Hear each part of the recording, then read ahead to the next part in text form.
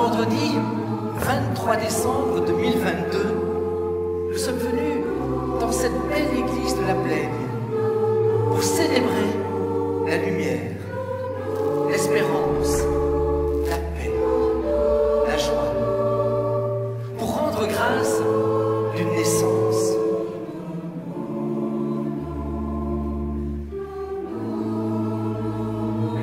La nuit de Noël nous invite à surmonter nos peurs, nos craintes, nos appréhensions.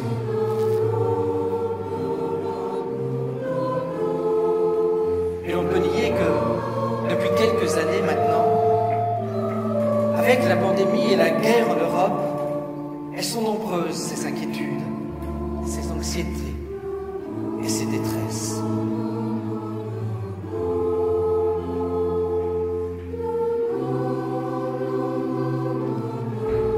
Cependant, il ne fait aucun doute que cette fête n'est pas la fête du défaitisme, de la résignation, du pessimisme.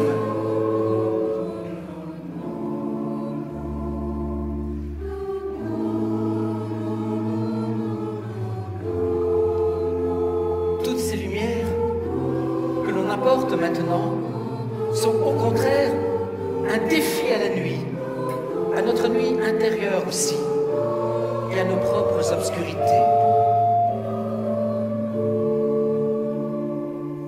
Car cet enfant qui dort dans ce berceau est le témoin vivant et les prémices de tout espoir, de toute espérance. La grande nuit de Noël nous invite à adorer l'enfance. L'enfance en elle, l'enfance en nous. Que ce concert de Noël soit l'entame d'une vie nouvelle, nourrie de valeurs plus respectueuses de la beauté, de la nature, de la terre, de l'autre et de tout ce qu'il y a dans l'homme de plus humain.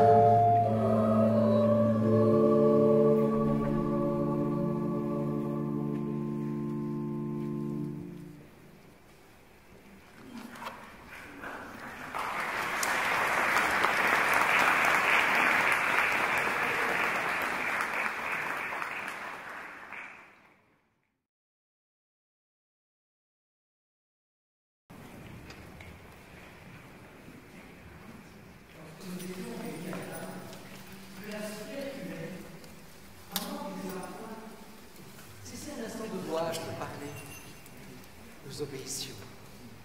Regardez-vous, disait-elle. Nous nous regardions sans comprendre, amusés. C'est pour vous faire penser au bonheur. Nous n'avions plus envie de rire. Une maison chaude, du pain sur la table, des coudes qui se touchent. Voilà le bonheur, répétait-elle à table.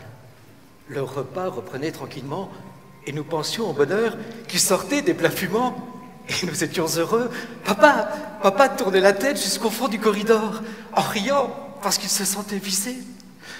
Il disait parfois à ma mère, « Dis, pourquoi tu nous y fais penser au bonheur ?»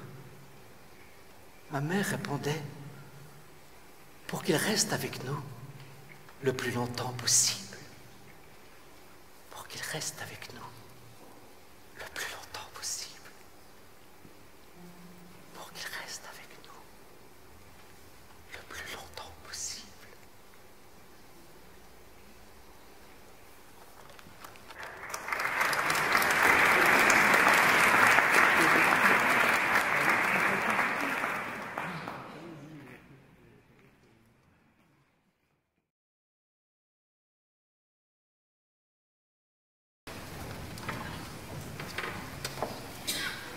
Un jour, on demanda au sculpteur Michel-Ange comment il faisait pour créer des œuvres aussi magnifiques.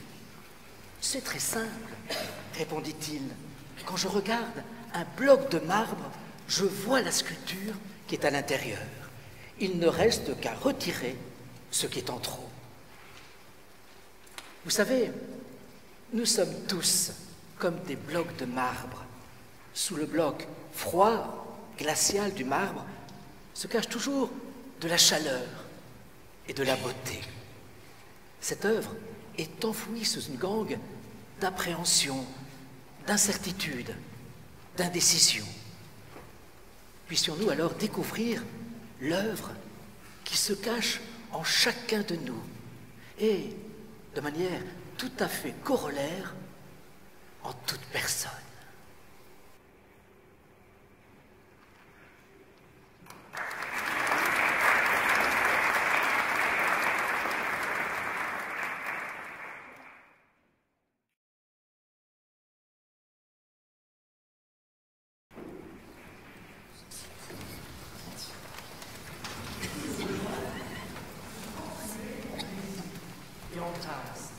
Et si nos obligations et nos contraintes se métamorphosaient?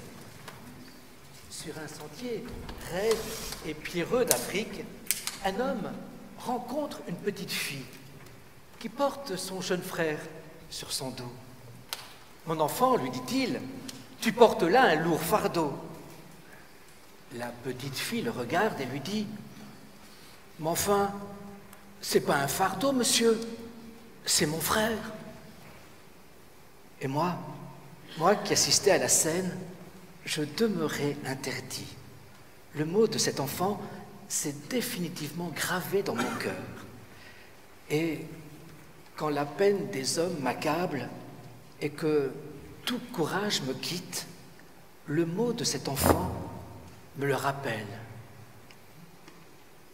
Mais enfin, ce n'est pas un fardeau, monsieur, c'est mon frère. Et si nos devoirs se transmuaient en grâce, et si nos obligations et nos contraintes se métamorphosaient?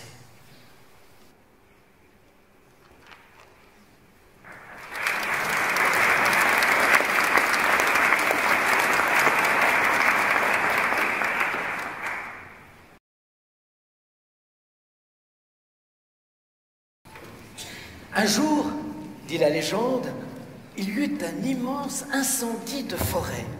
Tous les animaux, terrifiés, atterrés, observaient impuissants le désastre. Seul le petit colibri s'activait, allant chercher quelques gouttes avec son bec pour les jeter sur le feu. Après un moment, le tatou, agacé par cette agitation tout à fait dérisoire, lui dit: « Colibri, tu n'es pas fou, ce n'est pas avec ces quelques gouttes d'eau que tu vas éteindre le feu. » Et le colibri lui répondit: « Je le sais, mais je fais ma part. Telle est notre responsabilité à l'égard du monde, car nous ne sommes pas totalement impuissants si nous le décidons réellement. »